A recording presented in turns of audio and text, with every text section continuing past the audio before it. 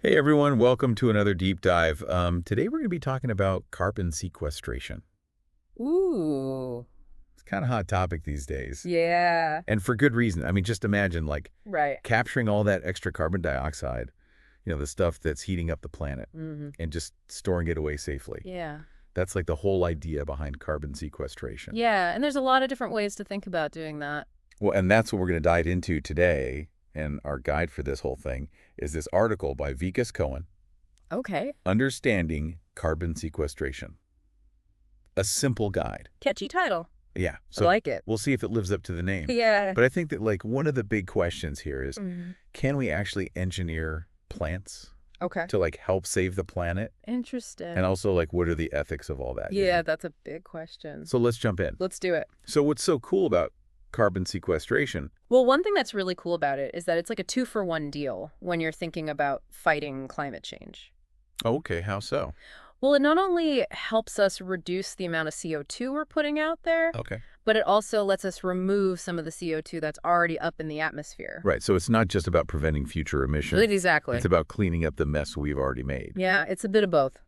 Interesting. Yeah, I like that 2-for-1 deal. right. So, in the article, Cohen mentions this thing about balancing CO2 levels. hmm Can you kind of break that down for us? Like, why is that so important? Sure. So think about it like a giant scale, old school scales. Yeah. One side, you've got all the natural stuff that puts out CO2, like animals breathing, volcanoes erupting. Okay. And on the other side, you have all the stuff that absorbs CO2, like plants doing their photosynthesis thing and oceans sucking it up. Okay, I'm picturing the scale. Right? So when it's all balanced, everything's good, everything's in harmony. Right. But we as humans kind of messed that up a bit, haven't we? Well, yeah, you could say that we've been kind of messing with the scale. Yeah. Yeah, all that fossil fuel burning and deforestation is really tipping the scales in the wrong direction. Right, we're adding way too much to that CO2 side. Exactly, and that's what's leading to all those not so fun things like Uh-huh. rising sea levels and crazy weather. Yeah, no one wants that. No, no. So carbon sequestration is basically about finding ways to lighten that load, getting that scale back in balance. You got it. Okay, so how do we actually do that? How do we tip the scales back in our favor? There's a couple ways to think about it. One is to just reduce our emissions in the first place. Right, like drive less, use renewable energy, all that stuff. Exactly. But that really only slows down how fast we're adding to the CO2 side. Right, it doesn't really take anything off. Right. The other approach is to actively remove CO2 from the atmosphere. Okay, and that's where things like planting trees and restoring forests come in, right? Yeah, exactly. Those are some great natural solutions. Those natural carbon sinks. Yeah, nature's pretty good at this stuff sometimes. Yeah, but in the article, Cohen's talking about some like more innovative techniques, Yeah. things that could really supercharge those natural processes. Yeah, some really cool stuff. All right, spill the beans. What are we talking about here? Well, imagine if we could actually design plants that are just super efficient at capturing and storing carbon. Okay, now you're talking, that's where things like gene editing come in, right? Bingo. Gene editing designer plants. This is getting a little sci-fi, isn't it? It sounds like it, but it's really not as far out there as you might think. Okay. Scientists are actually figuring out how to tweak plant genes to make them better at absorbing and storing CO2. So we're giving them a boost, making them work harder for us. In a way, yeah. It's like optimizing nature's own cleaning crew. I like that. So how does all this work? How do we actually hack a plant's DNA to make it better at its job? Well, there are a few different ways to do it. Well, Mhm. one that's pretty interesting is using what's called viral vectors. Viral vectors. Okay, those sound a little scary. I know, right? But don't worry, these aren't the kind of viruses that'll make you sick. Okay, that's good to hear. Yeah, think of them more like tiny delivery trucks that carry genetic material into the plant cells. Oh, so we're using these harmless viruses to sneak in some new genes. That's a great way to put it. Genes that make the plant better at absorbing and storing CO2. Exactly. So we're basically like upgrading the plant's software. Yeah, you could think of it that way. Tweaking the code a bit to boost their natural abilities. Okay, I'm with you so far. Right. We've got these tiny delivery trucks carrying new genes into the plants. But what are these new genes actually doing? What changes are they making? Well, they can target a lot of different parts of the plant's biology. Like what? Give me an example. Okay, well, for one, they can make photosynthesis more efficient. Okay, so the plant can take in more CO2 from the air? Exactly. It's like upgrading the plant's solar panels. I like that analogy. Mm. And are there any other changes? Yeah, so not only can these modifications make them absorb more CO2, but they can also help them store more of it in their roots and stems. Okay, so keeping it locked away for longer. Exactly. It's about making them a more effective and longer-lasting carbon sink. That's awesome.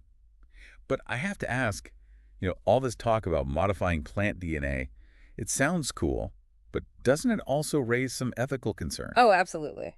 It's definitely something we need to talk about. Yeah, let's unpack that a bit in the next part of our deep dive. We'll explore some of those ethical challenges and, the broader implications of this technology. For sure. It's a complex topic, and there's a lot to think about. Yeah, so stay tuned. We'll be right back after a quick break. Welcome back.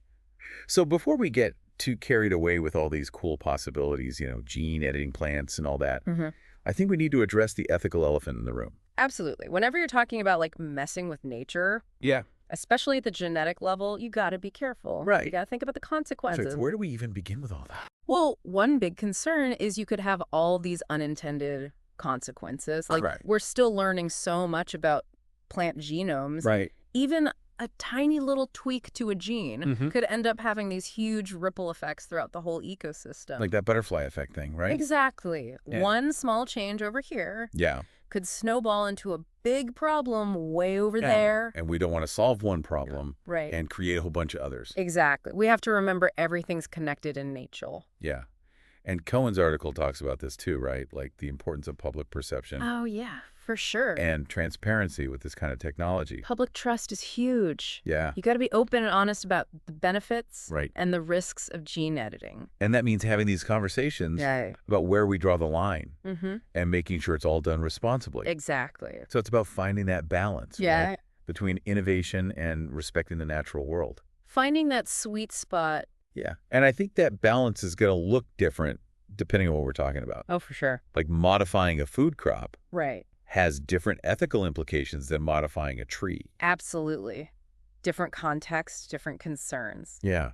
And then there's the whole impact on biodiversity too. Oh, yeah, that's a big one. We don't want to mess up existing plants Right. or disrupt ecosystems. No, you want to make sure you're helping, not hurting. Right. And who even gets to decide all this? Yeah, who's calling the shots? Like who gets to modify what? Yeah, and who benefits from it all? Right. It can't just be a few companies or countries. Exactly. It You has know- to be for everyone. Yeah, we need scientists, policymakers, ethicists. All the stakeholders. Yeah, even the communities that are going to be directly affected. For sure. So it sounds like we need to be super careful with this Yeah, and do a lot of planning.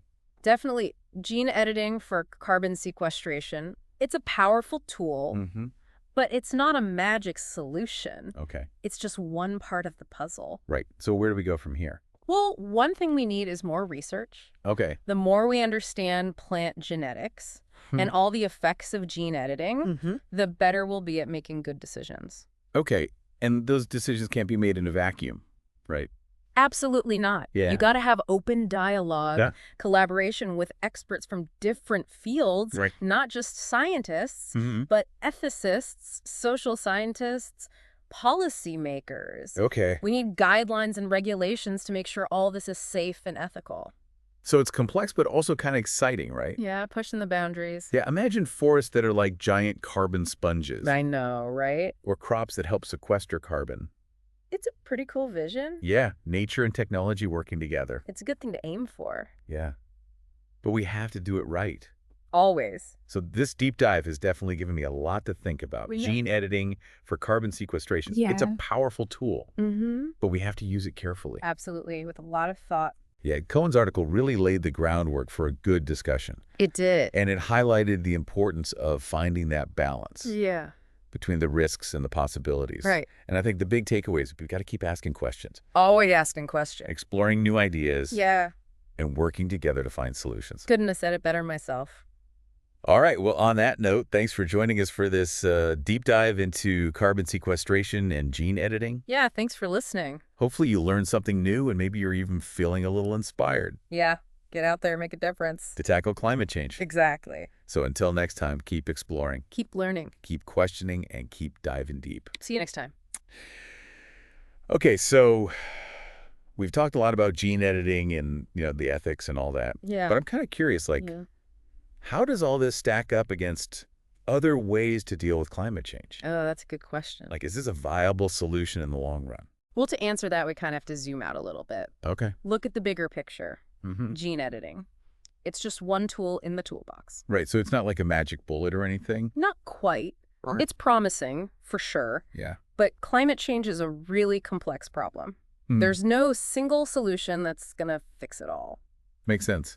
So Yeah. we need like a whole bunch of different approaches. Exactly. We need to reduce emissions, Right. remove carbon, Right. and adapt to the changes that are already happening. Okay, so where does gene editing fit into all of that? Well, it could play a big role in carbon removal. Okay, how so? Think about it. We've got forests, grasslands, farms, all this land covered in plants. Right. If we can make those plants just a bit better at capturing carbon, Yeah.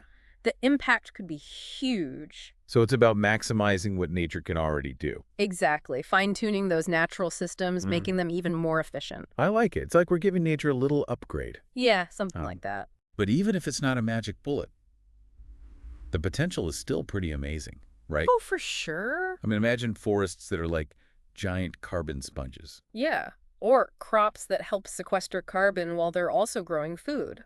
It's a cool vision, It is. It's worth exploring. but we have to do it carefully, right? Absolutely. Always got to keep those ethical considerations in mind. Yeah. So it's a balancing act. Yeah. Pushing the boundaries of science, Mm-hmm. but also being cautious. Finding that middle ground. Feels like we're at the start of something really big. Yeah, there are definitely risks, Ah. but the potential rewards are huge. This deep dive has been fascinating. Yeah, it's been fun. We've learned about carbon sequestration, gene editing. The ethics of it all. Right. And Komen's article really got us thinking. It did. And I think the biggest takeaway for me is that we need to be mindful of both the risks and the possibilities. Yeah, a balanced perspective is key. And we need to keep asking questions, No, exploring new ideas, not learning. and working together Yeah, collaboration is essential. to find solutions for climate change. Couldn't agree more. So to everyone listening, thanks for joining us on this deep dive. Thanks for being here. We hope you learned something new. Yeah, and got you thinking. And maybe you're even feeling a little inspired Don't make a difference. to take action on climate change. That's what we need. So until next time, keep exploring, keep questioning, Keep learning. and keep diving deep. See you later.